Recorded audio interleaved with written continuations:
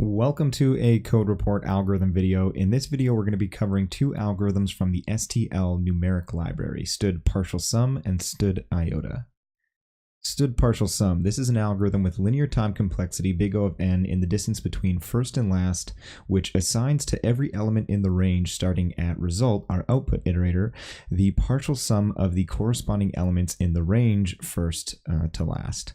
And so you can see our function declaration below. It returns an output iterator, and its first two parameters are input iterators, first and last. That defines our range, and our output iterator, which is going to store our results. So if you're not familiar with C++ iterators, click the link in the top right-hand corner to watch a video about those.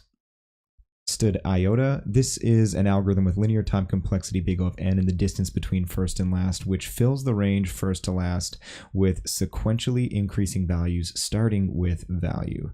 So you can see our declaration at the bottom here. It takes two parameters, forward iterators, that defines our range, and then it also takes a third parameter, which is a value, and this will be the initial value that we will fill our sequence with. So let's take a look at an example to better understand these two algorithms.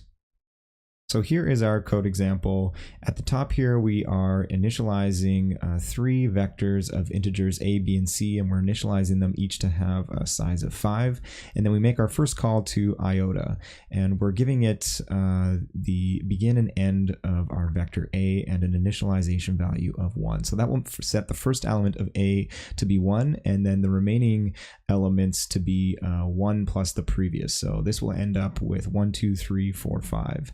And then our second call will be to partial sum. This is taking the begin and end of our vector a, which we just filled, to have the values 1 through 5. And then the output iterator is going to be the start of our vector b.